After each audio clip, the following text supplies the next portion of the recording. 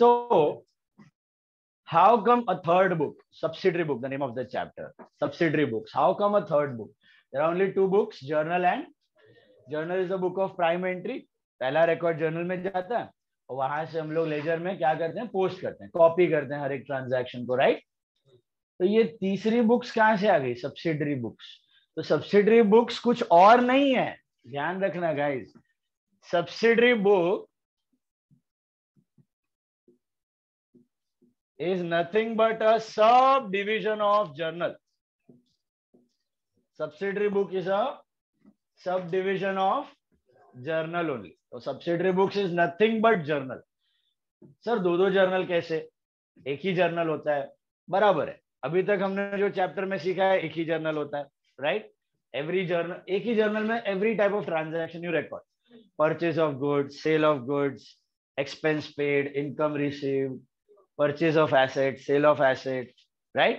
All types of transactions we used to enter in one single journal, yes or no?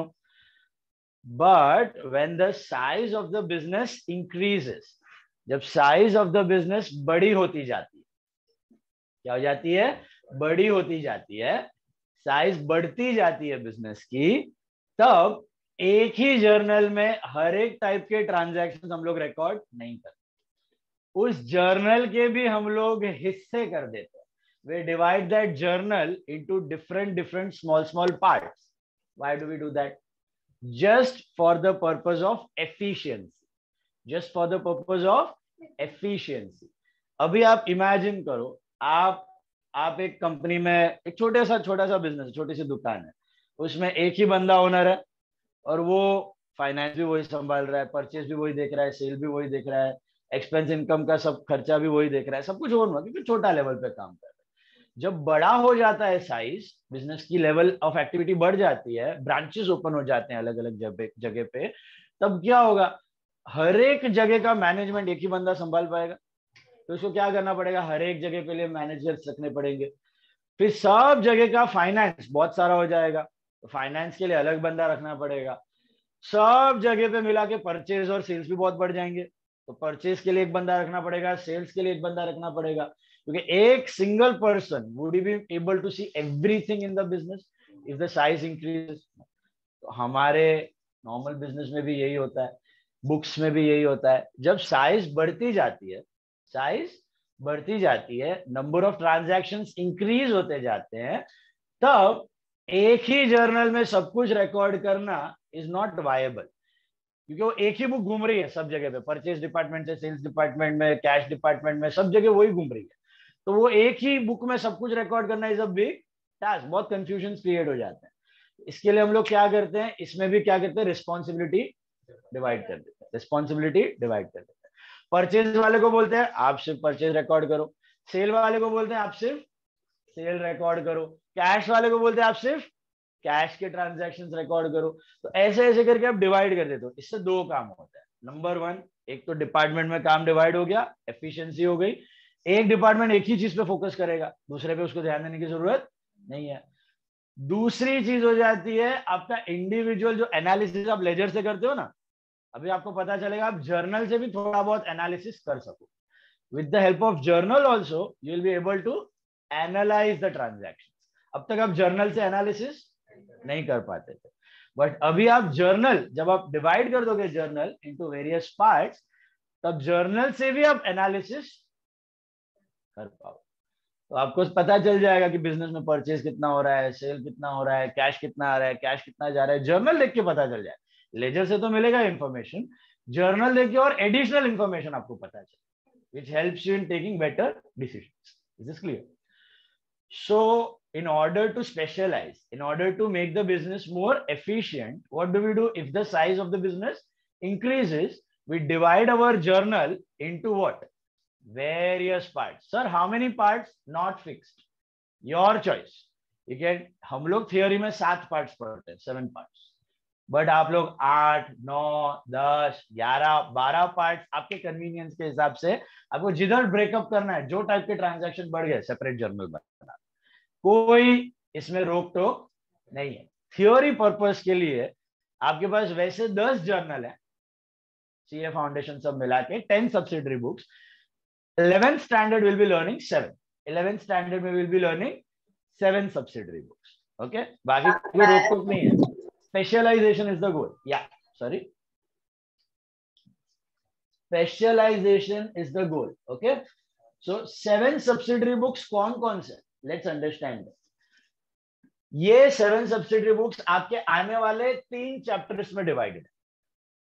3 chapters जो हैं subsidiary books, cash book और petty cash book. Index देख सकते हो आप लोग, टेक्स्ट बुक है आपके पास.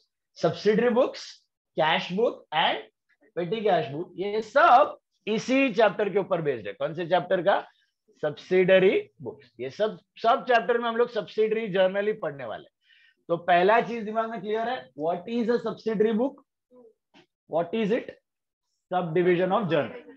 Is it a new book, a third book of accounts, a fourth book of accounts, a fifth book of accounts?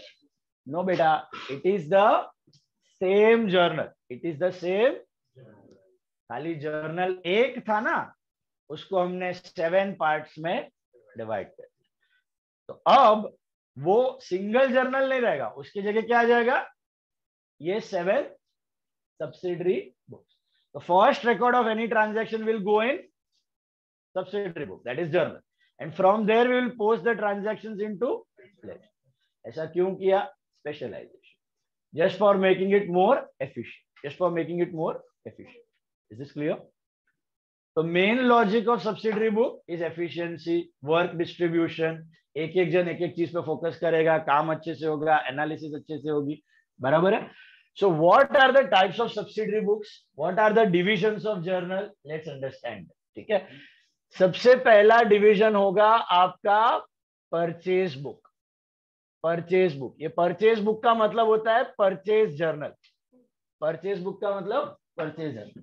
Single journal को divide कर रहे हैं हम लोग. ऑल ऑफ यू विथ मी? घर वालों को समझ रही है? सिंगल जर्नल को हम लोग डिवाइड कर रहे हैं. पहला डिवीजन को कहा जाएगा purchase.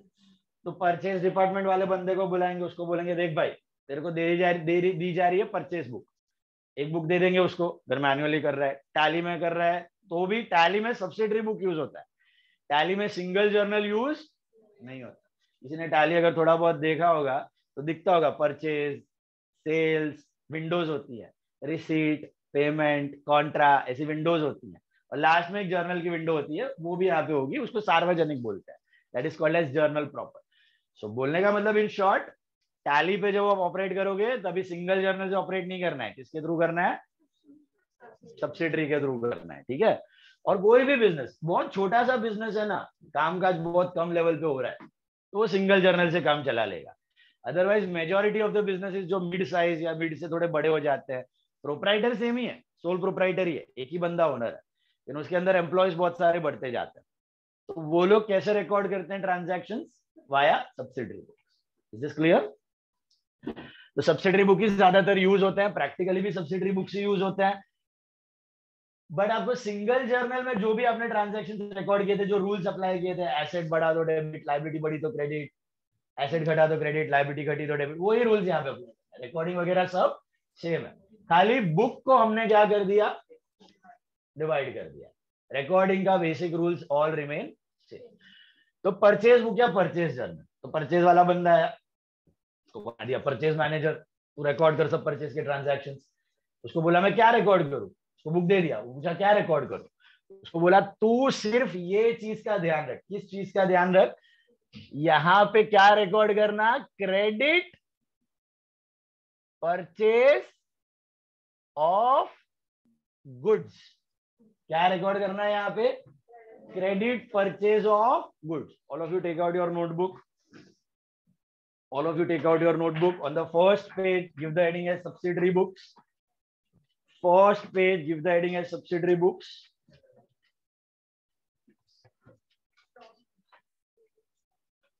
Thank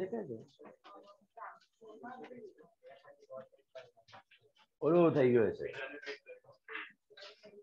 But here, hello, video is visible ना घर वाले? हाँ रिकॉर्डिंग. हाँ वो रिटर्न विंडो मैसेज का. राइट डाउन सब्सिडरी बुक्स, उसमें लिखो परचेज बुक, सब्सिडरी बुक्स, उसमें लिखो number 1 purchase book, number 1 purchase book, number 1 purchase book, dash करके लिखो credit purchase of goods, credit purchase of goods. Purchase book में dash करके, ये डिजाइन नहीं बनाओगे तो चलेगा। परचेज बुक में डैश करके लिखो क्रेडिट परचेज ऑफ गुड्स। तो ये जर्नल क्या रिकॉर्ड करेगी? सिर्फ credit purchase of goods, sale नहीं, कैश नहीं, क्रेडिट पे खरीदा हुआ गुड्स। सर इतना फुटेज खाली क्रेडिट परचेज ऑफ गुड्स को क्यों? क्योंकि नॉर्मल बिजनेस में majority of the transactions happen on credit basis, number 1, and majority of the transaction happen of goods. तो आप गुड्स ही खरीदते हो, गुड्स ही बेचते हो, इसीलिए इस बुक को इतना फुटेज दे दिया है कि अलग से जर्नल बना दी, कि बहुत एंट्री इसी से रिलेट करता है, क्रेडिट परचेज ऑफ गुड्स। तो दूसरी वाली क्या होगी, गेस कर सकते हो? क्रेडिट सेल ऑफ गुड्स, जिसका नाम होगा सेल्स बुक। दूसरी जर्नल होती है सेल्स बुक या सेल्स जर्नल, जिसमें आप क्या रिकॉर्ड करते हो? Credit sale of what? Goods, credit sale of goods, exactly, credit purchase of goods and credit sale of goods. Comfortable with the first two books? ये goods के ही बहुत है, फोकस गुड्स पे रखना है अपने को। एक्सपेंस इनकम होते हैं महीने में 1 बार, 2 बार, 3 बार, इससे ज्यादा नहीं। दिन में 100-200 ट्रांजैक्शन किसके होने वाले हैं? आपके गुड्स। गुड्स पर ही ज्यादा फोकस है। तो पहला परचेज बुक, दूसरा सेल बुक, दोनों गुड्स को डेडिकेटेड है। तीसरा और चौथा बुक भी गुड्स को ही डेडिकेटेड है। वो क्या बुक होगा पता है? Purchase returns book and sales returns book, purchase returns book and sales returns book. तो आप सोच के बताओ, परचेज रिटर्न बुक में क्या रिकॉर्ड करोगे? नाम में ही लिखा हुआ है, goods returned by us, owner, goods returned by us, goods returned by us. हम लोग जो परचेज रिटर्न करते हैं ना, वो किस पे रिकॉर्ड करना है? परचेज बुक, परचेज जर्नल में। सर क्या ये परचेज रिटर्न परचेज बुक में घुसा सकते हैं? नहीं। क्या ये परचेज का ट्रांजैक्शन सेल्स बुक में घुसा सकते हैं? नहीं। एक बुक बना दी गई है पर्टिकुलर टाइप ऑफ ट्रांजैक्शन। ये लेजर नहीं है भाई लोग, this is not ledger, this is journal only. But journal का सब डिविजन। लेजर वैसे ही बनेंगे, परचेज अकाउंट अलग बनेगा, क्रेडिटर अकाउंट अलग, कैश अकाउंट अलग, same same. Ledger is going to remain the same, no changes in ledger. Okay, only we are dividing the journal part. All of you with me? Okay, sales returns book. Sales return book में क्या return करोगे? क्या record करोगे? Goods returned by customer, goods returned by customer या debtor, goods returned by customer या debtor, बराबर है? तो 4 के 4 बुक्स किसको डेडिकेट कर दिए गए? क्यों ऐसा? एज अ ट्रेडर, आप लोग ट्रेडर के अकाउंट्स कर रहे हो 11th स्टैंडर्ड में, सोल प्रोप्राइटरी ट्रेडर कर रहे हो आप। ट्रेडर मतलब buying and selling of goods. पूरा जिंदगी उसका किसमें बीतने वाला है? Goods. 90% of the volumes of transactions would be related to goods. Only 10% would be related to expense, income, asset or liability or capital. 90% of the volumes will be dealing with. That's why 4 books dedicated to goods and one entire chapter dedicated to this. This chapter will be learning only these 4 books. Purchase book, sales book, purchase return book, sales return. आगे का chapter cash book, वो भी लिख लो अभी।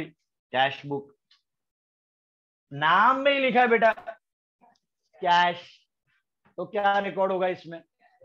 All the cash and bank transactions, cash and bank transaction, cash and bank transaction.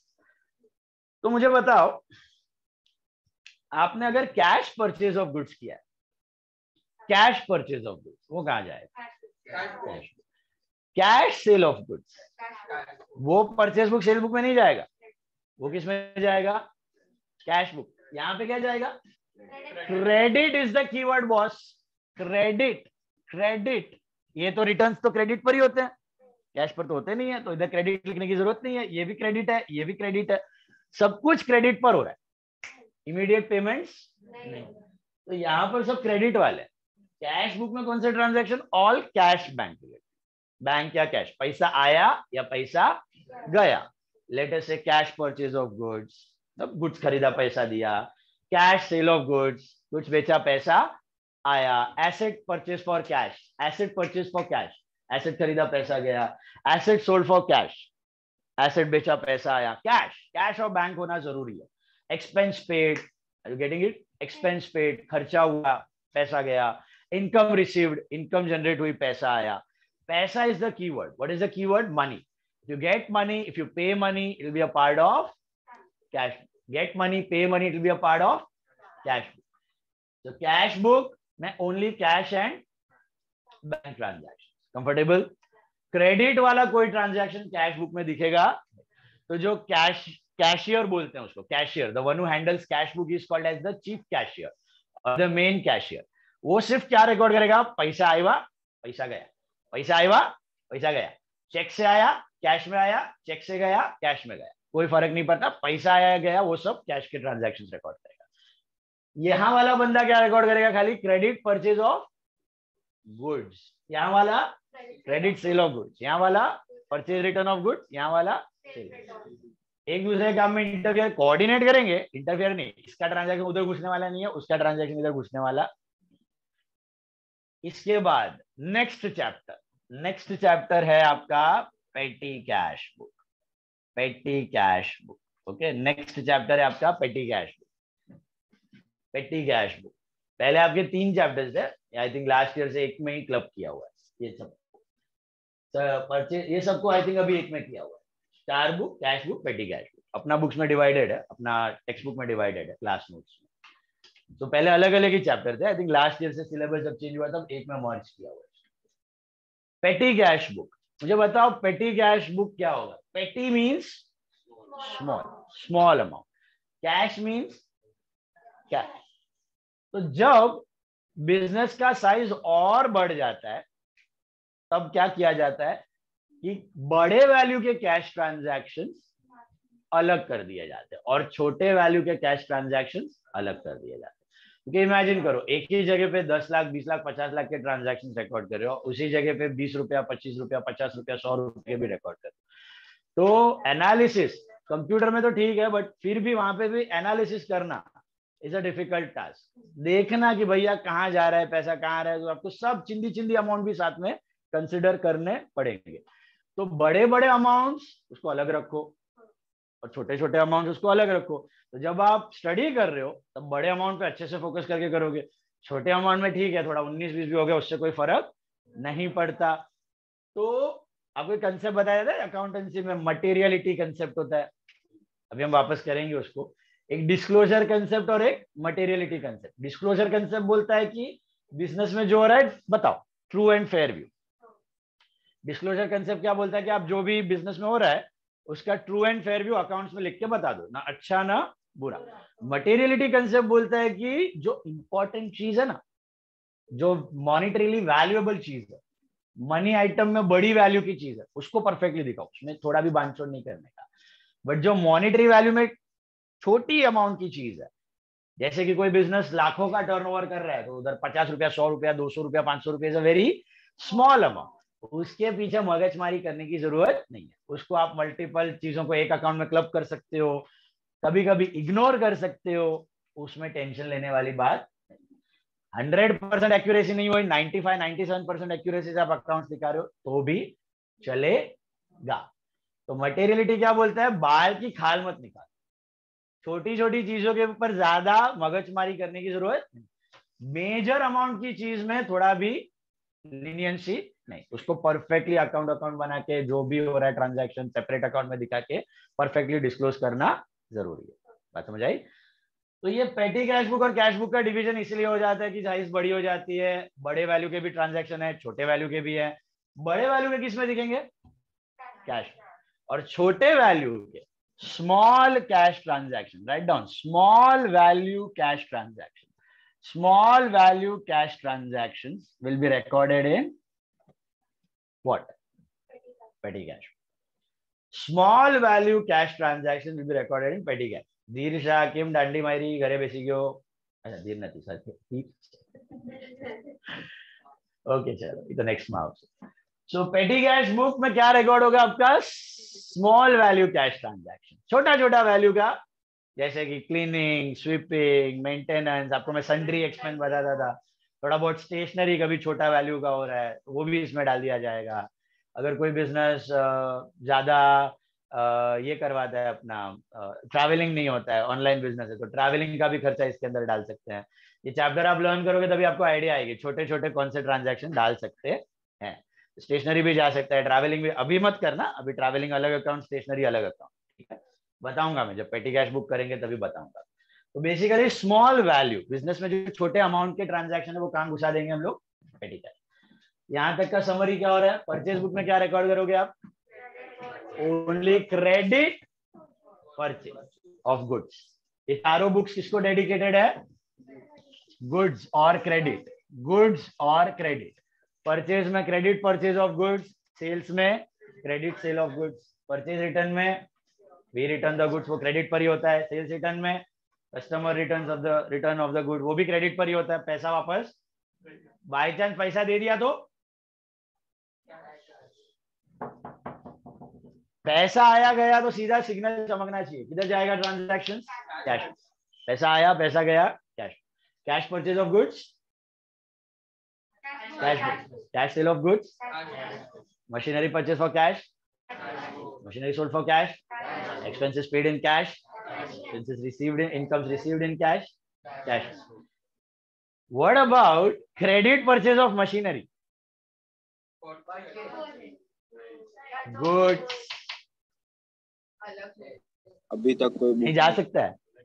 Credit purchase of machinery, देखो credit purchase है but क्या है? मशीनरी है, एसेट है. Can you put it in purchase book? Cash में भी नहीं जा सकता, पेटी कैश में तो बिल्कुल नहीं जा सकता, मशीन है. सो उस सब ट्रांजैक्शन के लिए जो कहीं पर भी फिट नहीं हो रहे हैं, एक सार्वजनिक बुक है. जो अपना ओरिजिनल जर्नल है ना, वो भी सार्वजनिक हो जाएगा. इस जर्नल का नाम अभी हो जाएगा यहाँ पे जर्नल प्रॉपर. इसको बोला जाता है जर्नल प्रॉपर. इसका मोटो ही है सार्वजनिक. सार्वजनिक का मतलब जो ट्रांजैक्शन किसी भी बुक में फिट नहीं होता है उसको उठा के डाल दो जर्नल प्रॉपर. तो जर्नल प्रॉपर का कोई फिक्स क्राइटेरिया है ही नहीं. Any transaction which can not be fitted in the remaining subsidiary books will be fitted in journal proper. Okay, और एक दो नहीं है, बहुत एग्जाम्पल्स है और आपने किए भी हैं ऑलरेडी, जर्नल में किए हुए हैं. आपको दिमाग लगा के याद करना है. देखो मैं आपको एक बताता हूं, credit purchase of asset, credit purchase of asset. वैसे ही क्रेडिट सेल ऑफ एसेट, ये कहीं और फिट हो सकता है? बताओ, हो सकता है कि नहीं हो सकता? नहीं हो सकता है, तो इधर ही डालना पड़ेगा credit purchase of asset, credit sale of asset. और very good, but capital introduce in the form of asset, other asset other than cash. Cash में हुआ तो इधर जाएगा. फर्नीचर लाया तो, मशीन लाया तो, furniture to capital, machine to capital, इधर जाएगा वो.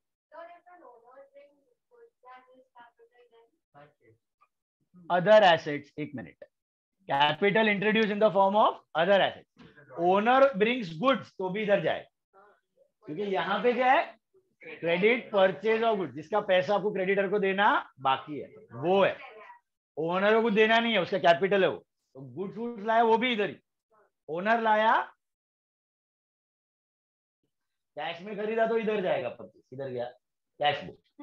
और क्रेडिट में गुड्स खरीदा बाहर से तो ही इधर. समझाऊं? परचेज अकाउंट देख के कंफ्यूज मत हो ना. हम लोग ओनर लाता है तो भी परचेज टू कैपिटल लिखते हैं, कैश में गुड्स खरीदते हैं तो भी परचेज टू कैश लिखते हैं, क्रेडिट में खरीदते हैं तो भी परचेज टू पार्टी लिखते हैं. बट तीनों अलग अलग बुक्स में. Credit purchase of goods purchase book, cash purchase of goods cash, owner डाल रहा है गुड्स. और बोलो, ड्रॉइंग्स. ड्रॉइंग्स भी किसमें? ड्रॉइंग कैश में नहीं होने चाहिए, कोई और ले गया है. Drawings to purchase, drawings to furniture, furniture लेके गया, ये भी यहाँ पे जाएंगे. और कैश में होता है ना, cash to loan, loan to cash, तो कैश बुक में जाएगा. Very good. Non-cash expenses. What are the non-cash expenses? Bad debt, discount allowed, non-cash income, discount received, loss of goods by fire, loss of goods by theft. What is the entry for goods lost by fire?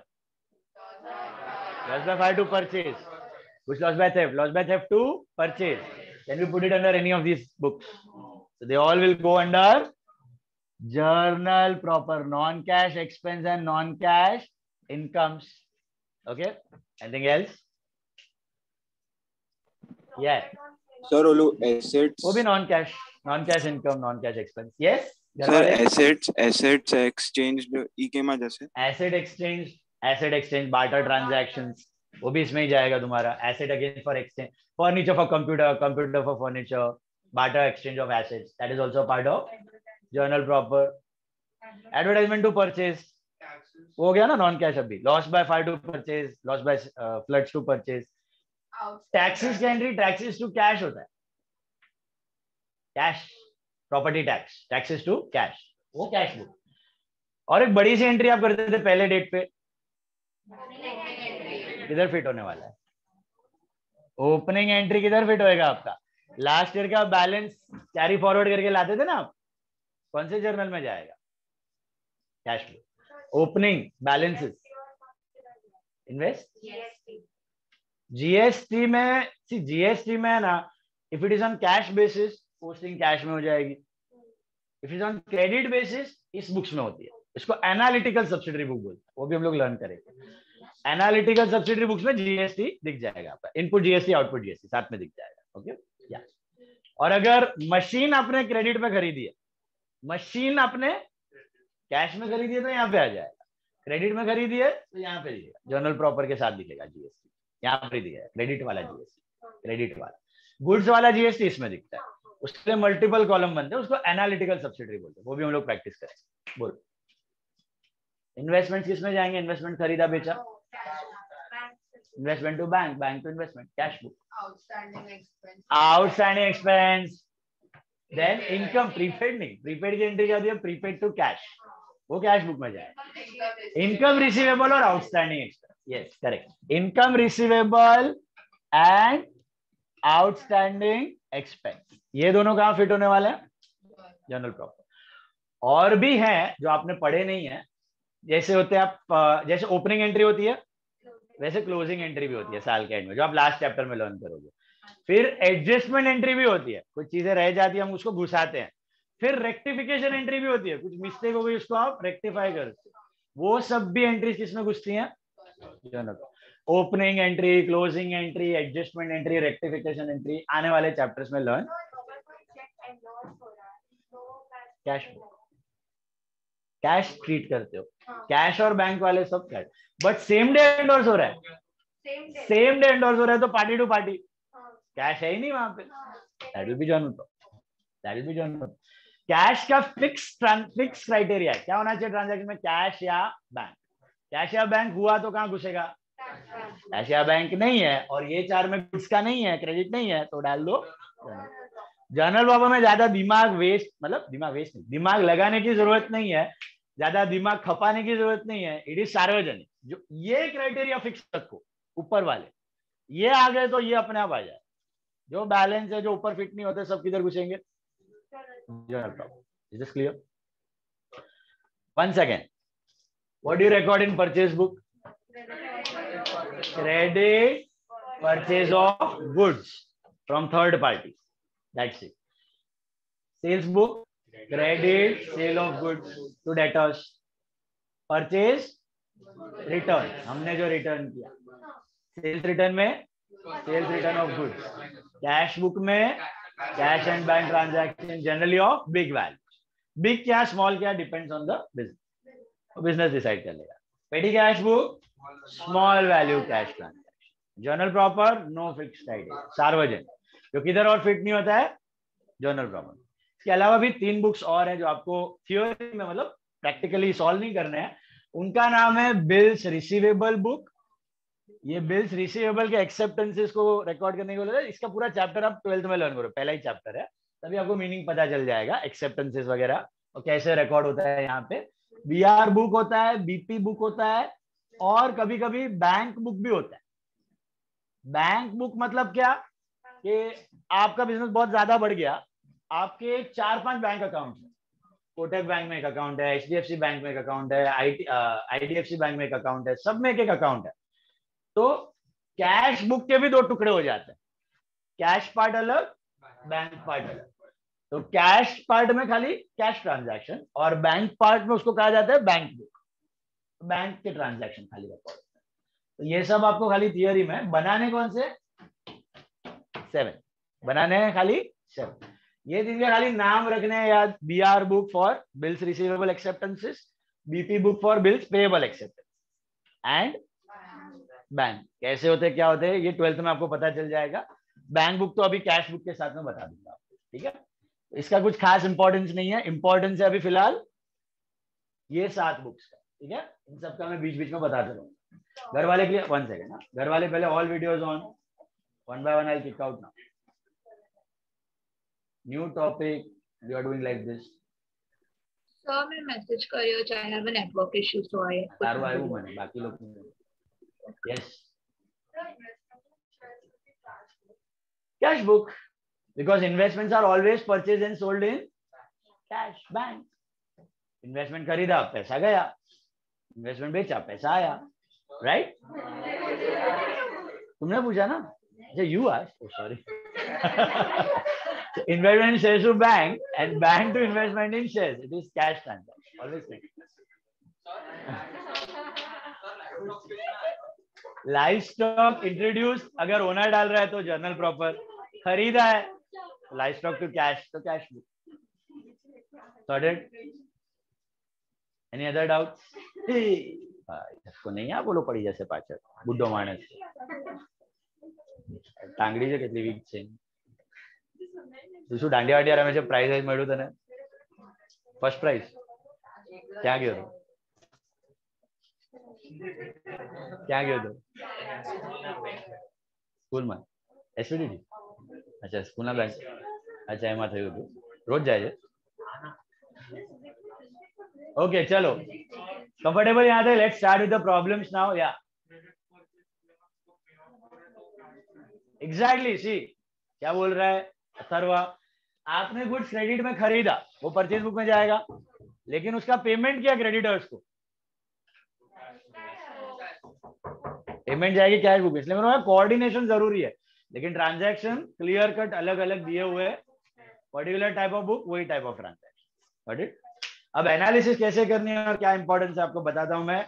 इसका format देख लो कैसा है। फिलहाल we are going to learn 1 2 3 4 ये आगे वाले chapters में learn करेंगे कैश और पेटी कैश। हाँ और ये सार्वजनिक है, ये क्या है जर्नल प्रॉपर, इसका कोई चैप्टर बेचारे को डेडिकेटेड नहीं है, ये सब में आएगा, ये इधर भी आएगा, ये इधर भी आएगा, ये इधर भी आएगा, सब में जर्नल प्रॉपर अपना मुंडी घुसाएगा। ओके मैं भी है okay give me important. So journal proper will be coming in every chapter. Journal proper will be coming in every chapter. Okay. Now,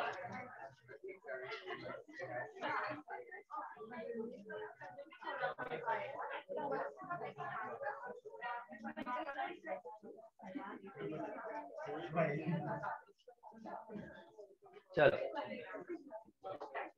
what is the format of subsidiary books? लिखो मत कुछ, board पे देखो। In the subsidiary books of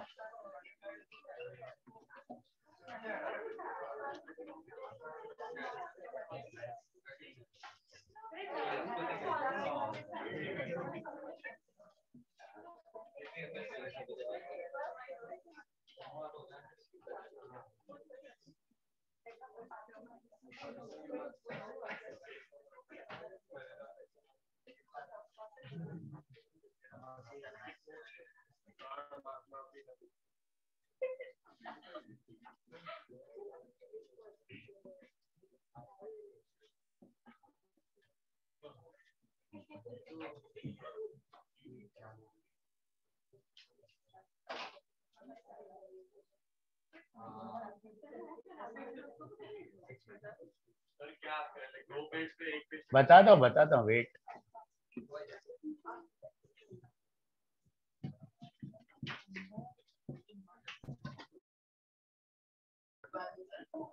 हाँ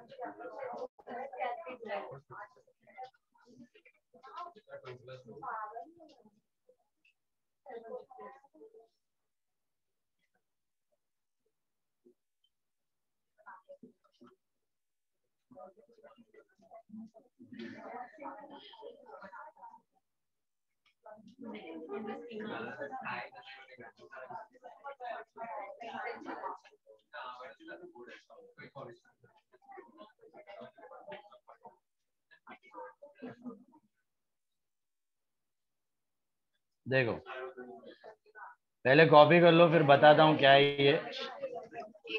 take one single page, one single side, दो side पे नहीं बनाना है ये आपको।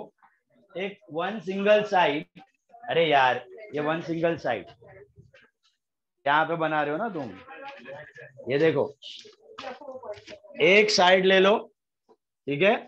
This margin you can use for date, और जितना डेट का साइज है ना उसी साइज का ये दो कॉलम लास्ट में, और ये LF कॉलम बीच में पतला सा।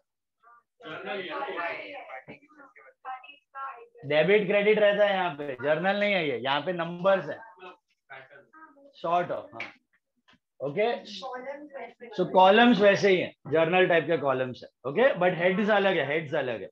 अमाउंट का एक ही कॉलम है यहाँ पे। हेलो, तो डेट, मुझे बताओ परचेज किससे करते हो आप? क्रेडिटर से। इधर लिखने का name of the creditor, supplier, name of the supplier.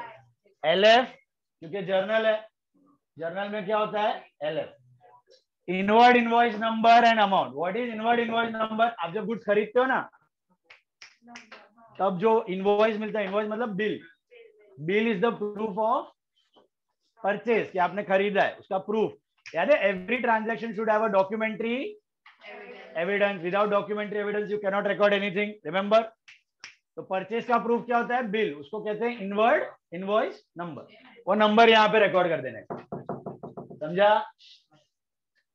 Sales, sales किसको करते हो आप? डेटर को करते हो। तो date, name of the customer, can you see that? और इधर क्या लिखा है मैंने LF के बाद? आउटवर्ड इनवॉइस नंबर, मतलब बिल दे रहे हो आप। सेल के वक्त कौन बिल बनाएगा? हम लोग। परचेज के वक्त सामने वाला बना के हमको देगा। तो इसलिए यहाँ पे इनवर्ड, यहाँ पे आउटवर्ड, दोनों बिल है। बिल, बिल मतलब प्रूफ कि भैया ये जेन्युइन ट्रांजैक्शन है। तो उसका नंबर आपको दिया होगा, वो डाल देने का इसमें। अच्छा, परचेज रिटर्न्स बुक, इसमें परचेज रिटर्न आप किसको करते हो? एक मिनट बोर्ड पे देख लो। परचेज रिटर्न आप किसको करते हो? क्रेडिटर को करते हो। तो name of the supplier, LF, क्या नंबर लिखा है मैंने? Debit note number. जब भी आप परचेज रिटर्न करते हो ना, तब एक नोट बनती है, उसको कहा जाता है डेबिट नोट। वो डेबिट नोट में सब डिटेल होता है कि आपने गुड्स रिटर्न किया, उसका नंबर यहाँ पे आ जाए, उसका नंबर यहाँ। Why? Again proof, documentary proof. And sales return कौन करता है आपको? कस्टमर करता है। क्या करता है? कस्टमर रिटर्न करता है। तो name of the customer LF, और यहाँ पे क्या नंबर है? मतलब जब कोई और आपको रिटर्न करता है ना, आप उसको देते हो क्रेडिट नोट, आप उसको देते हो क्रेडिट नोट। ये कैसे बनते हैं, क्या होते हैं, ये पूरे डॉक्यूमेंट हम लोग लर्न करेंगे। इनवॉइस कैसे दिखता है, डेबिट नोट कैसा दिखता है, क्रेडिट नोट कैसा दिखता है, कब कौन से ट्रांजैक्शन में कैसे यूज करना है, सब डिटेल में बताऊंगा। ओके, फिलहाल कॉलम हेड्स में लिख लो, और अमाउंट रुपीस। जजमेंट लेके करो, परचेज और से सब में सब 7 to 8 लाइन, 28-29 लाइन्स होता है आपके बुक में। हाँ 32, तो 7 to 8 lines approx, 7 to 8 lines for book, 7 to 8 lines per book. Come on, 7 to 8 lines per book. 7 to 8 lines per book.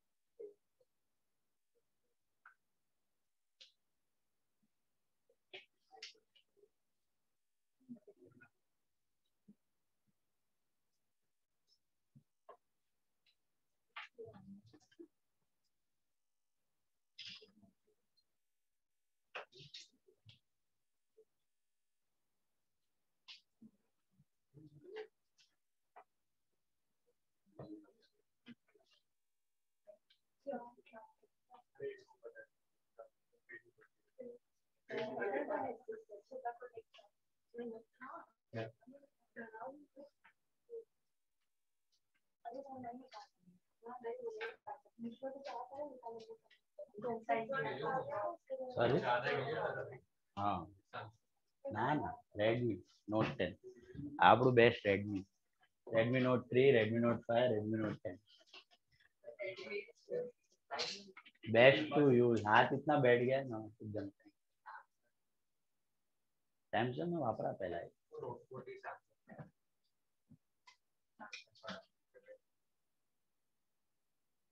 Samsung में यूज करो ग्रैंड यूज करो पहले स्टार्टिंग 6-7 वर्ष पहला गैलेक्सी ग्रैंड.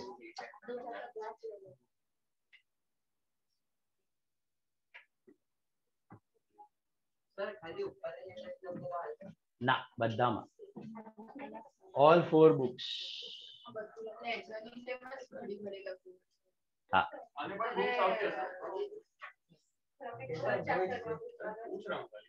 आवे आवे બધાની ડ્રો કરેલી આવે પણ તમને નથી. તમને બધાનું ડ્રો કરે. क्या ड्रॉ किया? ये डॉक्यूमेंट्स बराबर लिखना. परचेज बुक में क्या है? इनवर्ड इनवॉइस आया हुआ बिल. सेल्स बुक में आउटवर्ड गया हुआ बिल. परचेज रिटर्न में debit note. Proof purchase return के साथ चिपका के भेजते हो आप debit note. Sales return credit note. वो भेजता है डेबिट नोट, आप भेजते हो क्रेडिट नोट. एक्नॉलेजमेंट. या ड्रॉ.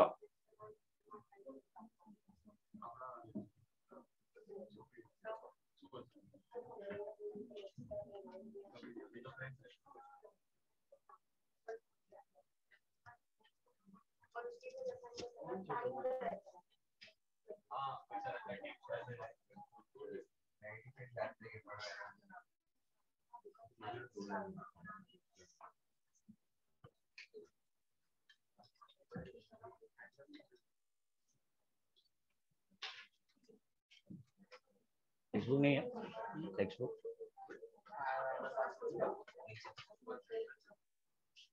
पर रख दे. देखोगे अभी सम करने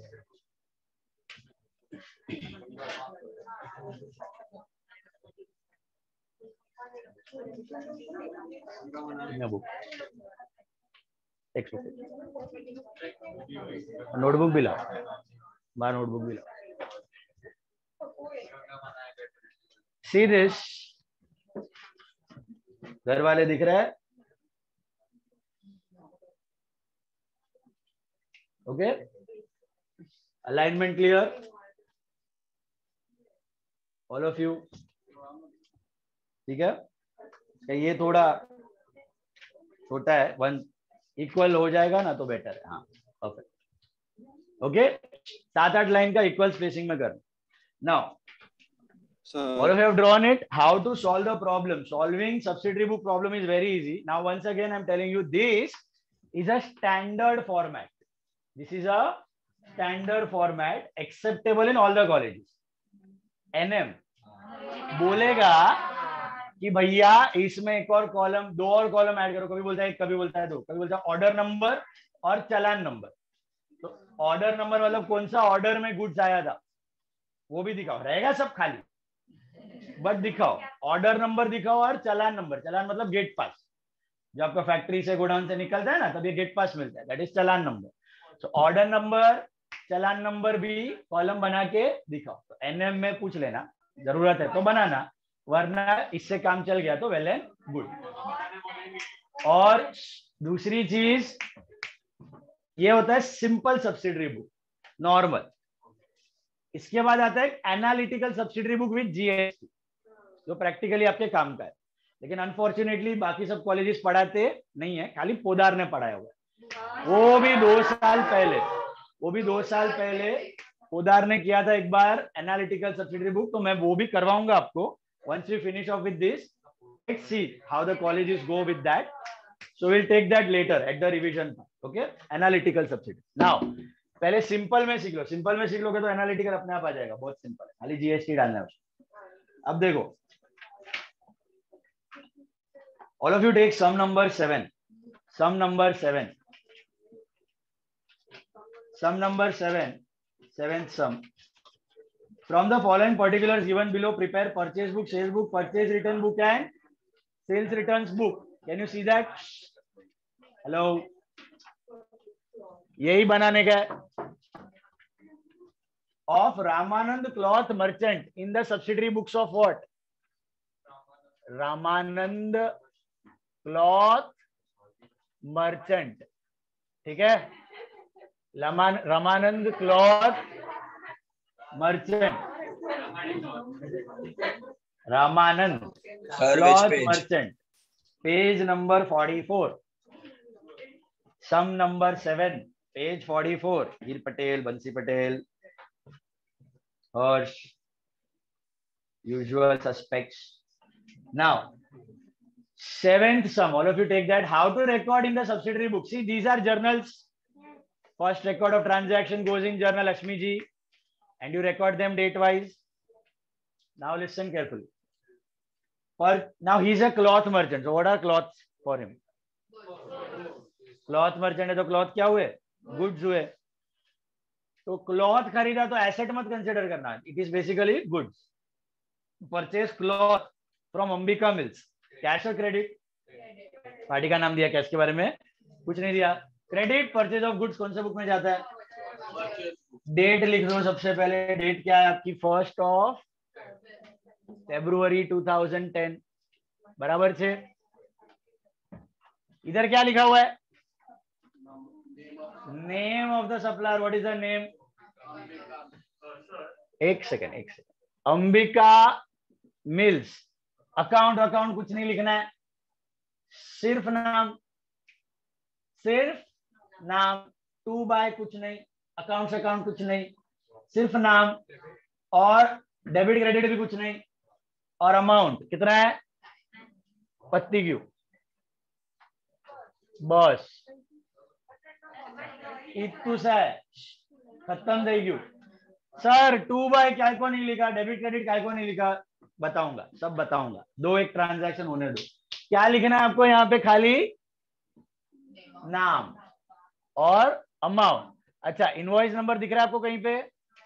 अगर दिया है क्वेश्चन में तो लिखने का, नहीं दिया तो वो भी ब्लैंक रहेगा। Majority of the sums it is going to remain blank. Second, third one, sold cloth worth 5500 to Hemant enterprises. Sales book में जाएगा क्योंकि क्रेडिट सेल ऑफ गुड्स है, क्लॉथ मर्चेंट है वो। Date 3/2/10। What is the name? Hemant Enterprises. Will you write any account, any to buy, any debit credit? Nothing. And what is the amount? 5500. Just the name. Select the book, write the name, write the sale value, purchase value, khatam.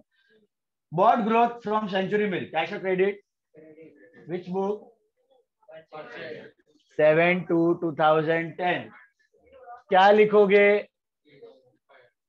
Century mills कितना? 3500, right? Next one, 9th one, bought cloth from Swadeshi mills. कौन सा book?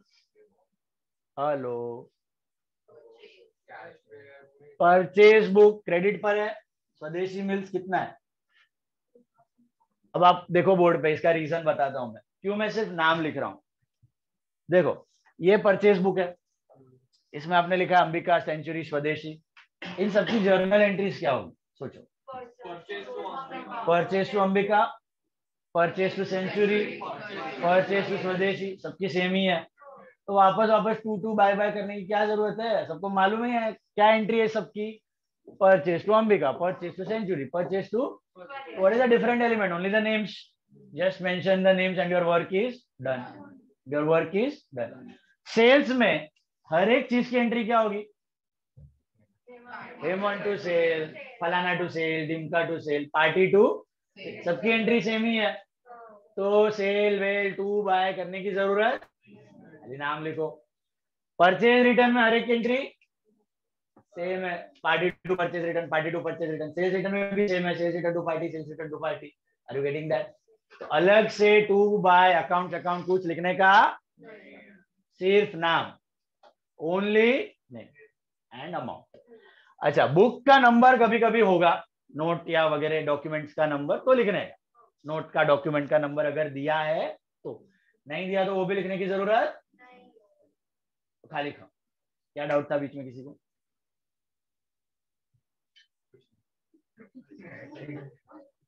Twelfth one, sold cloth of 3000 to Jain cloth stores. बताओ कौन सा book में जाएगा? Sales book, Jain cloth stores, Jain cloth stores. How much? 3000, simple. Then returned cloth worth 500 to Century Mill as it was defective. 13th February, Century Mills कितने का माल return किया आपने? 500 रुपया। Then returned one bale of cloth to Swadeshi Mill as it was not as per the sample. Again which book? Purchase return. Date purchase return, right? हाँ, purchase return. Book बराबर रखना, book गलत सब गलत। Swadeshi mills, how much? Fine. Then Jain cloth stores return to us, Jain cloth stores ने हमको return किया, तो कौन सा book? Sales return, Jain cloth stores. No account, nothing, no debit, no credit. Jain, Jain नहीं हो, जैन कर दो उसको, जैन। जानी नहीं है, जैन। इधर देखो ना, जैन सेल्स में हुआ ना, उसने सेल्स रिटर्न किया, दिख रहा है? Jain, Jain. Sold cloth costing 1000 at a profit of 20% on cost to Sancheti brothers. Which book? Sales book. क्या लिखने का? Sancheti brothers, messrs Sancheti brothers, right? Messrs Sancheti brothers. अच्छा, अमाउंट क्या होगा सोच के बताओ? 1000 का 20% प्रॉफिट पे बेचा है, राइट? तो क्या भाव पे बेचा है? 1200 ना? Hello, will you record profit loss on goods separately anywhere? End of the year calculation में आ जाएंगे, तो प्रॉफिट के साथ सीधा 1200 रुपया सेल प्राइस, राइट? बाकी सबका सेल वैल्यू दिया था, इसका हमने कैलकुलेट, ये दिखाने की जरूरत नहीं है calculation, just for your understanding, okay? Even if you don't show the calculations, it is fine. Are you understanding the posting part in this? How are we writing the entries in journal? कुछ debit credit करने का, कुछ narration लिखना है, सबका narration भी same ही है। Being goods purchased on credit, being goods sold on credit, return, return. Narration जैसी कोई चीज नहीं है। मुझे बताओ, आप ये भी करोगे और वो सिंगल जर्नल भी करोगे कि खाली यही करोगे? ये जर्नल ही है, इसके बाद वापस कोई दूसरी जर्नल बनेगी? ये जर्नल है बॉस, इससे सीधा डायरेक्टली कहाँ जाओगे आप? लेजर। समझा सबको? जर्नल का ही पार्ट करके हमने ये फर्स्ट रिकॉर्ड डाल दिया, ये बुक बताता हूँ वो भी आए, बट ये बुक जर्नल है, इसके बाद कोई दूसरा जर्नल में सेपरेटली ये एंट्रीज रिकॉर्ड नहीं होगा, यहाँ से directly post into ledger, okay? Sancheti का कितना है अमाउंट? Date 22nd। अब देखो next one, bought one table from Ramanand furniture mart, bought one table, what is the entry for this? Purchase book ना? Why not purchase book? भी रामानंद है और ये परचेस वाला भी रामानंद फर्नीचर मार्ट खुद का है क्या? कैसा खुद का हुआ? रामानंद जो जिसका बुक है वो रामानंद है और जिधर से खरीद रहे हैं वो भी रामानंद। दूसरा हो सकता है ना? Is it the same Ramanand cloth merchant? No, Ramanand furniture mart. उतना साइंटिफिक लॉजिक सब मत लगाओ, अलग बंदे से खरीदा है to separate people, okay? But मुझे बताओ, can you put this furniture purchase on credit in purchase book?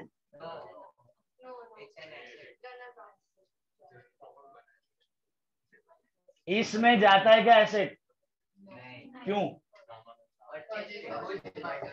Purchase book में क्या रिकॉर्ड होता है? Credit purchase of goods, only goods. What are you buying? Furniture. What is furniture? Asset. Asset purchase on credit, you have to record in which book? Is there any journal proper? अभी सुनिए गांव वालों, आपके पास दो options हैं. Number 1, जो transaction यहाँ पे फिट नहीं होता है उसका नोट लिखो. जो फॉलो करता है एनएम, मिठी भाई और all other colleges except Podar and Somaiya. Podar and KJ Somaiya, they will expect you to draw a journal proper.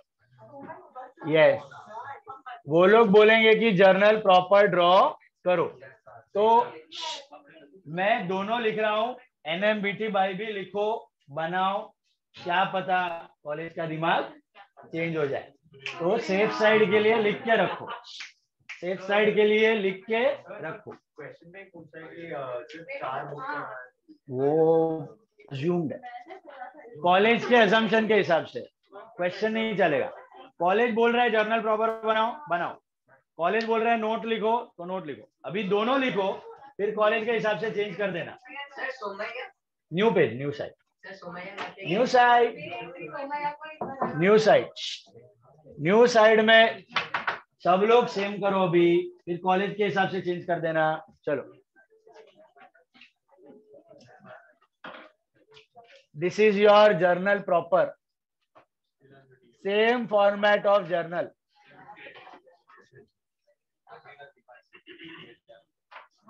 ये दूसरे साइड पे ड्रॉ करो. आधा साइड चलेगा. Normal journal, journal proper is normal journal. सार्वजनिक 2 एंट्रीज ही है. आधे side पे हो जाएगा, 2 entries he.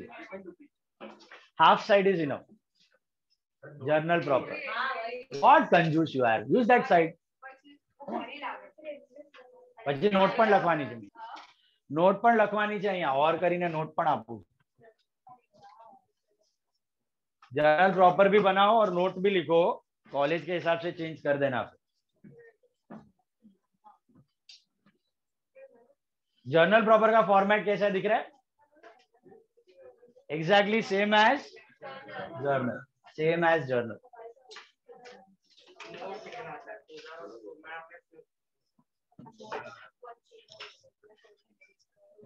Now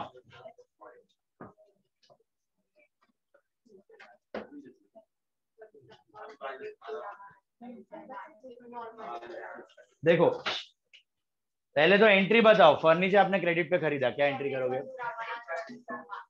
furniture account debit to Ramanand furniture mart account. बराबर છે. कितना आएगा ये amount? being furniture purchased from Ramanand Furniture Mart. This is worth 750. Okay, date is 25. तो याद रखना, कभी भी ये सिली एरर हो जाती है कि आप काफी स्टूडेंट यहाँ पे डाल लेते हैं परचेज ऑफ फर्नीचर. इधर मत घुसा देना. Why we did not put it in purchase book? Because they were not goods, it was an asset. Asset purchase हमेशा JP, journal proper. या फिर note, note में क्या लिखने का? Note transaction on 25th is a credit purchase of furniture, hence to be recorded in journal proper. Hence to be recorded in journal proper. If you are not making journal proper, then you have to write the note. दोनों में से करने का. Note is for all the other colleges except for Somaiya and Podar.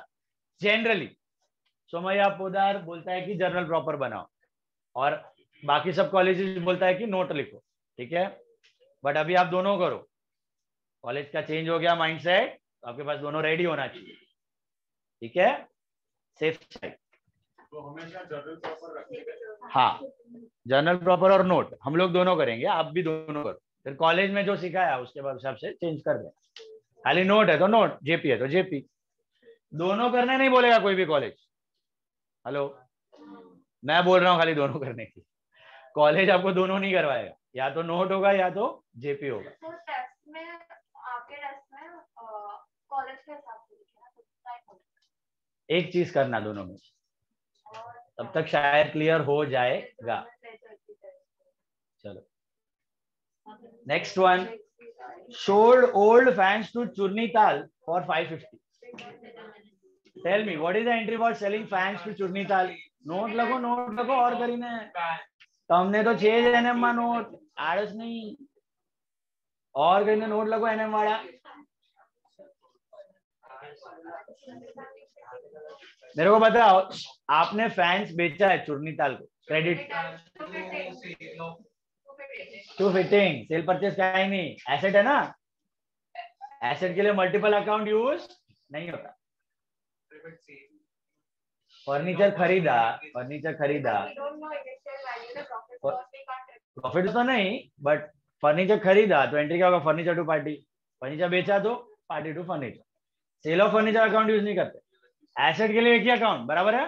Purchase करो कि sale, asset account. Profit loss होता तो आप रिकॉर्ड करते, वो तो है नहीं. बराबर है. एंट्री क्या होगी? मेघ भैया एंट्री क्या? Only fitting, no sale of fitting, no purchase of fitting. अलग अलग एक. ठीक है, तो Churnital to fitting. Why we did not record it in sales book? Asset है. Can you see that? Hello. This is an asset being fans sold to Churnital. Fans sold to Churnital. या फिर note क्या लिखना है? Note में same. Transaction on 26th is a credit sale of fitting या fan, hence to be recorded in journal proper. Hence to be recorded in journal proper. Write down. Hence to be recorded in journal proper. No entry का note. This transaction goes in this book. Book mention कर देना जरूरी, कौन से book में जाएगा. Sometimes cash book, sometimes JP, जो इधर फिट नहीं होते. ये चार के साथ यही रहेगा. कैश बुक के साथ भी यही रहेगा. पेटी कैश के साथ भी यही आएगा. ये सार्वजनिक. बाकी individual. Cash book plus subsidiary you won't get. Cash book plus पेटी cash book you won't get. Now वो आएंगे. पार्टली कैश वाला इधर note. Now next one. Purchase cotton saris from Ambika mills 1000. ये परचेज बुक में जाएगा. Cloth, cotton saris, goods. क्या लिखोगे? Ambika mills purchase book. Ambika Mills, Ambika Mills. This is happening on 28. और amount is 1600. पति क्यों? लास्ट में क्या करना है? सबसे इंपॉर्टेंट चीज, टोटल्स। सब्सिडरी बुक का टोटल कंपलसरी है, नहीं क्या एक टोटल का 1 मार्क उठ जाएगा, 4 टोटल का 4 मार्क उठ जाएगा। और मैन्युअली करना है, कैलसी एलसी पे करना मत। मेक दोषी 9 + 3 12 + 2 14 15 16,600 बराबर છે। 5 + 3 8 + 1 9,700. This is 1000 and this is 1000. Total करना भूलना मत, कतई मत भूलना, टोटल करना भूलना मत। जर्नल प्रॉपर का मत करो, करो चलेगा, इसका तो करना ही। जर्नल प्रॉपर ठीक है, ये अपना नॉर्मल जर्नल है, इसका किया तो भी ठीक है, नहीं किया तो भी ठीक है।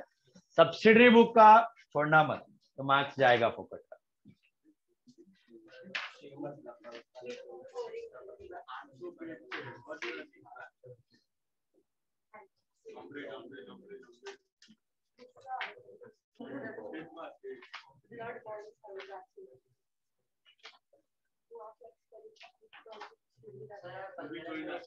चलो अभी स्टैंडर्ड टेक्स्ट बुक ले लो। I am discussing the theory. Standard text book all of you take. कितना है? 12 आज ही स्टार्ट हो रहा है क्या? करवाया क्या कुछ फर्स्ट सेक्शन? कर लेना इधर 15 मिनट लेट, बोला connectivity problem. Standard text book ले लो फटाफट। All of you take standard text book.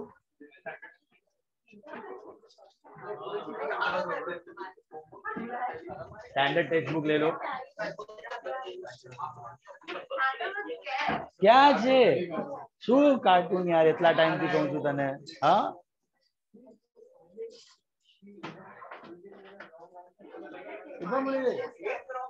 આ માન બીજો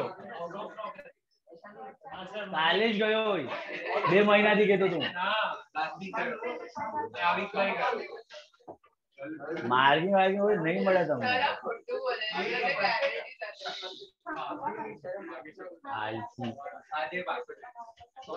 Who doesn't have standard textbook? Why, Atharva? What happened? Atharva forgot at home. ઘરે બીજો કોણ હતો? ઘરે પૂજા આરતી કરવી છે ઘરે। સ્ટાન્ડર્ડ ટેક્સ્ટ બુક તમે ઘરે છોડો છો યાર। Give me a pencil also. चलो नाउ इसमें इंपॉर्टेंट पॉइंट्स जो भी है I will be giving you markings, ये आपको पढ़ने हैं घर पे। ओके नाउ सबसे पहला page number 4 1.3 difference between book keeping and accountancy. Page number 4 1.3 मिला? पॉइंट वाइज पेज 1.3 ये लिखना है बुक में। अरे page 4 1.3 I am doing 2 lines.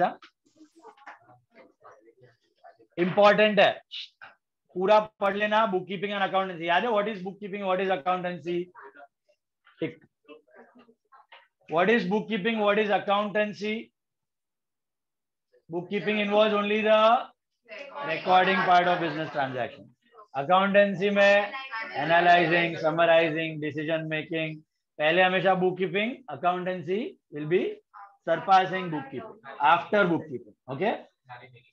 ના ના આખું આ બધા એ પોઈન્ટ્સ માં આપેલા છે, પોઈન્ટ્સ માં ડિવાઈડ કરીને આપેલા છે સેમ ચીજ।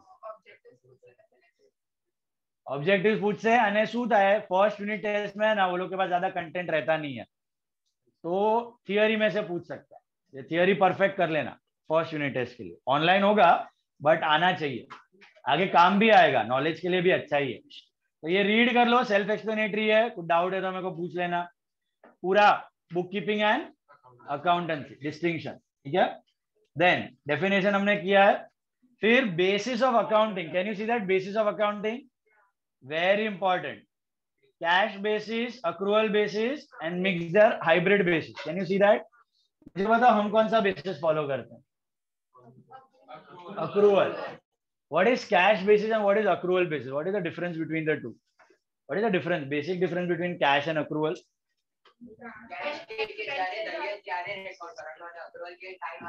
Exactly. हाँ, expense और income जब कैश बेसिस आप फॉलो करते हो ना,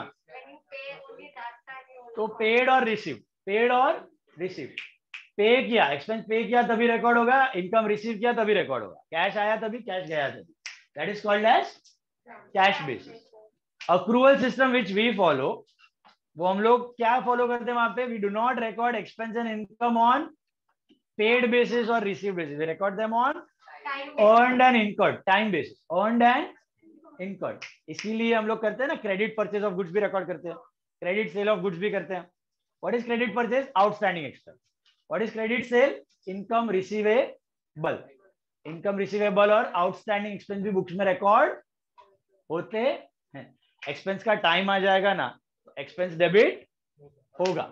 पैसा दिया है तो एक्सपेंस टू कैश, देना बाकी है तो एक्सपेंस टू आउटस्टैंडिंग एक्सपेंस। याद है हमने खान वाले समय इंटरेस्ट ड्यू, रेंट ड्यू, तो ड्यू है मतलब देना बाकी है, तो ऐसा नहीं है कि ड्यू है तो छोड़ देने का, एंट्री नहीं करेंगे, एंट्री करेंगे, एक्सपेंस को डेबिट करेंगे। पैसा दिया तो एक्सपेंस टू कैश, देना बाकी है तो एक्सपेंस टू आउटस्टैंडिंग। इनकम भी रिसीव की तो कैश टू इनकम, रिसीवेबल है तो वो भी रिकॉर्ड होगी, cash to sorry income receivable to income. Income credit हो जाएगी, पैसे मिलने बाकी, income receivable to income. Accrual system किसके लिए कंपलसरी है? देखो, सोल प्रोप्राइटर, पार्टनरशिप, इसमें अक्रूवल सिस्टम कंपलसरी नहीं है। बड़े बड़े कंपनीज होते हैं ना, इनके लिए accrual system is compulsory. Sole और पार्टनरशिप में accrual system is not compulsory, they can follow cash system also, they can follow cash system also. In India it's not compulsory, but आप लोग जो अकाउंट्स बनाओगे आपको हमेशा किसके बेसिस पे बनाने हैं? चाहे सोल हो, चाहे पार्टनरशिप हो, चाहे कंपनी हो, you have to follow which system? Accrual system. Is that clear? Have you got that? तीसरा होता है हाइब्रिड। हाइब्रिड में दोनों का मिक्सअप रहता है, cash as well as accrual. Hybrid is banned in India, you can not use hybrid, इधर से उधर कूदाकूद नहीं कर सकते, या तो आप कैश करो या तो आप अक्रूवल। कंपनीज के लिए कैश सिस्टम अलाउड, कंपनीज के लिए which system is allowed? Sole and partnership they can use cash system. Is this clear? और अक्रूवल, देयर चॉइस, बट एक बार जो करो उस पर फिक्स रहो, cannot use the combination of both। ये थोड़ा कैश एक्सपेंस पे किया, इनकम्स ऑन अर्न्ड बेसिस, या incomes on cash, expenses on earned basis, incurred basis, ऐसा मिक्सअप नहीं कर सकते। सॉरी, नहीं, actually bad, you can not use. Tax department won't allow.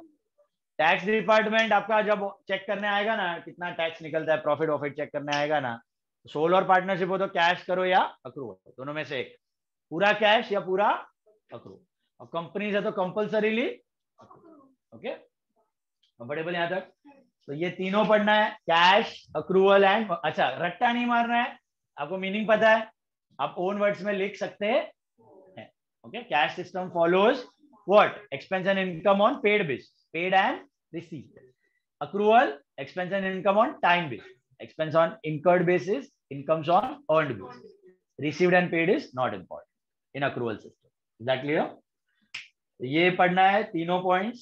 Then qualitative characteristics of accounting information, ऐसे novel के जैसा read करना, खास इंपॉर्टेंट नहीं है वो। देन बेसिक अकाउंटिंग टर्मिनोलॉजी, हमने सीखा हुआ है, ये मॉनेटरी ट्रांजैक्शन ऑलरेडी किया हमने शीट में, याद है आपको? What is monetary and barter? Remember what is a transaction? पहले तो एक्सचेंज ऑफ मनी और मनीज वर्थ, मनी और मनीज वर्थ, या तो पैसे की वैल्यू की item, that is a transaction exchange. It is classified as barter and monetary. What happens in barter? Goods and services are exchanged against goods or services. Monetary में goods and services exchange against money. One part is cash, money, and money is classified into cash and credit. Cash is immediate payment, credit is future date payment. So that's what is monetary. Non-monetary transaction. नीचे दिख रहा है आपको non-monetary transactions. Non-monetary transaction, that is barter transaction. Same thing. You have done it in barter, that is non-monetary. उसके नीचे पढ़ो entry, narration, goods. Narration और goods हमने किया हुआ है. एंट्री देख लो. What is an entry?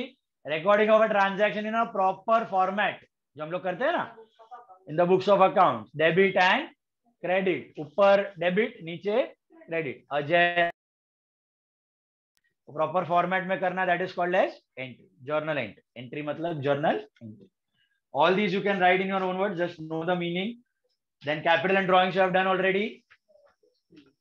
Debtor, creditor, bad debts you have done already. अब लास्ट पॉइंट में एक्सप्लेन करता हूं, फिर हम लोग करते हैं इसको यहाँ पे stop. Capital expenditure, revenue expenditure and deferred revenue expenditure. बहुत ही इंपॉर्टेंट कंसेप्ट, अत्यंत important concept. Capital expenditure, revenue expenditure and deferred revenue expenditure. What is a capital expenditure? दोनों एक्सपेंस है. ओके, कैपिटल भी एक्सपेंस है, रेवेन्यू भी expense. Expense मतलब खर्चा, business में किया हुआ खर्चा. कैपिटल एक्सपेंडिचर इज बेसिकली, अगर सिंपल टर्म्स में बताऊं तो capital expenditure is the expenditure on fixed assets. जो भी फिक्स्ड एसेट्स होते हैं बिजनेस में, उसको कहा जाता है capital expenditure. Simple. Expenditure incurred on fixed assets. What are fixed assets? Assets which last for more than a year. Assets which last for more than a year. उसको कहा जाता है capital expenditure या fixed assets. Example: furniture, machinery, equipments, air conditioner, premises, building, property. All these are called as fixed assets या फिर capital expenditure. Criteria क्या है capital expenditure का? Life should be more than a fixed assets. Second point, benefit should last for long periods of time. 1 साल से ज्यादा है, benefit लंबा चल रहा है. Third point, it helps you in earning future profit, future incomes. Yes, present तो help करता है, ये फ्यूचर में भी हेल्प करते रहेगा 8, 10, 12 साल तक जब तक एसेट है.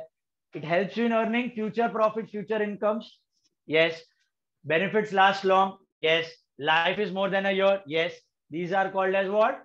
Capital expenditure या fixed assets. What are revenue expenditure? Revenue expenditure मतलब expenses. आप in general जो expenses बोलते हो, उसको कहते हैं revenue expenditure. Life is उधर more than a year, less than a year. उधर long term benefits. Benefits last for just 1 year, 1 year or less. They are called as revenue. Revenue expenditure मतलब expense. ये आपको हर साल spend करना पड़ेगा. एक बार salary पे कर दी 10 साल चलेगी, एक बार रेंट पे किया 10 साल चलेगा, एक बार इलेक्ट्रिसिटी बिल पे किया 10 साल चलेगा. हर साल आपको पे करना पड़ेगा. इसको कहते हैं रेवेन्यू एक्सपेंडिचर. क्लियर कट है डिस्टिंक्शन दिमाग में? How will you classify? How will you identify capital expenditure? Life is more than a benefit will last for long period of time, more than a year. That is capital. Revenue less than a year. Is there any future benefit? No. Will they help you in earning future incomes or future profits? They help you in earning present income or present profit. Is this clear? That's revenue expenditure. अब इसमें practically companies बहुत झोल करती हैं.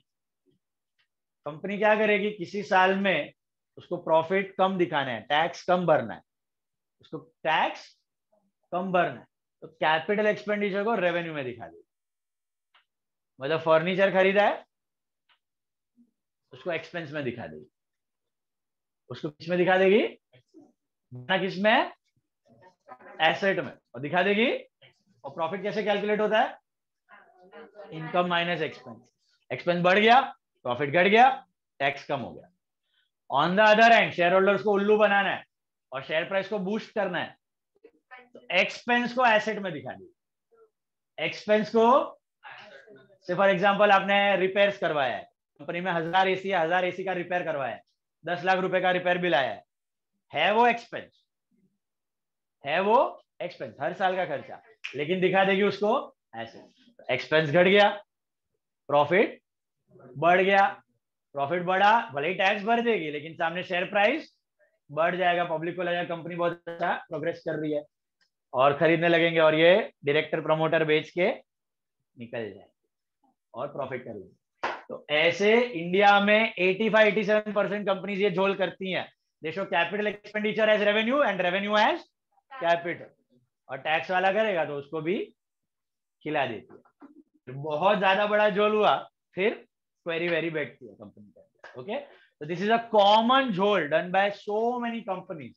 Capital expenditure shown as revenue, revenue shown as capital. If you are an accountant, आपको ज्ञान है कि कैपिटल क्या है, रेवेन्यू क्या है, तो आप पिन पॉइंट कर सकते हो ये कंपनी सही कर रही है कि गलत। क्लियर है ये पार्ट? अब तीसरा होता है बीच वाला, that is called as deferred revenue expenditure. सुन लो, what is deferred revenue expenditure? It is a revenue expenditure, it is not a fixed asset. Fixed asset नहीं है वो रेवेन्यू है। जैसे रेंट है, जैसे एडवर्टाइजिंग है, जैसे सैलरी है, it's a revenue expense. Spend कर देना है, कोई एसेट क्रिएट नहीं हो रहा है कि फ्यूचर में बेचोगे तो पैसा मिलेगा, लंबा बेनिफिट देगा, 10 साल चलेगा। एक्सपेंस है वो क्या है? बट वो ऐसा एक्सपेंस है जो आपने 2-3 साल के लिए साथ में भर दिया, जो आपने 2-3 साल के लिए साथ में भर दिया है। ऐसा एक्सपेंस है जो 2-3 साल के लिए साथ में भर दिया है। For example advertisement.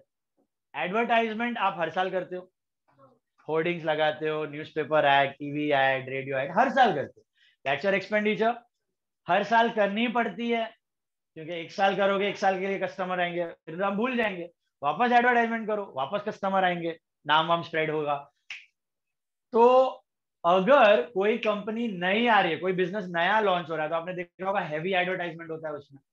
जैसे जियो आया था 2015-16 में, तब भर भर के उसने हर एक आईपीएल में जियो धंधनाधन, जियो धंधनाधन, जियो धंधनाधन, हर 2 मिनट में जियो का ऐड करता था वो।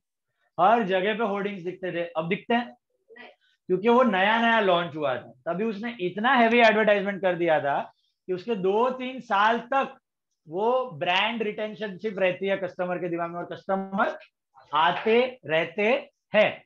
वैसे ही वोडाफोन आया था इन द ईयर, आप बहुत छोटे होंगे, 2008-7 में ऑरेंज टर्न इनटू वोडाफोन। तभी वो आईपीएल में जूजूज आते थे, व्हाइट वाले बावले, अगर आपको अभी भी आपको याद है, वो इतना ब्रांड रिटेंशनशिप हो गया था वो बावलों को देख के कि भैया वोडाफोन बावला, वोडाफोन बावला। तो that zoozoos are cute and people liked them, those ads were very successful, it fetched customers, brand relationship रही उनके दिमाग में। so बोलने का मतलब, अरे वो बावला था ना ऐसा ऐसा बिना गर्दन का बड़ा मुंह वाला, नहीं देखा? देखना जूजू करके यूट्यूब पे देखना, funny ads they used to make, so many ads, 28-29 different ads they launched in IPL only. Now listen, coming to the point, इसको बोलते हैं heavy advertisement expenditure। क्या बोलते हैं? हैवी। मतलब उस कंपनी ने या उस बिजनेस ने 3-4 साल का खर्चा 1 साल में कर दिया, तो उसका बेनिफिट 1 साल के अंदर तो एक्सपायर होगा नहीं, 3-4 साल तक चलेगा, एटलीस्ट 3 साल 4 साल तक तो चलेगा। कस्टमर आते रहेंगे नाम देख के कि भैया हाँ इतना ऐड किया था, customers will come to your store, customer will buy the goods, तो आपका रेवेन्यू भी 3-4 साल के ऊपर आपको मिलने वाला है। तो इसको बोलते हैं डेफर्ड रेवेन्यू एक्सपेंडिचर। इसको क्या बोलते हैं? तो उसको हम लोग 1 साल का एक्सपेंस में नहीं दिखाते। फॉर एग्जांपल आपने 50,000 रुपया, 40,000 रुपीज स्पेंड किया एडवर्टाइजमेंट पे, कितना? और वो हैवी है, वो 4 साल तक चलेगा। कितना साल तक चलेगा? 1 साल का खर्चा कितना हुआ? खाली 10।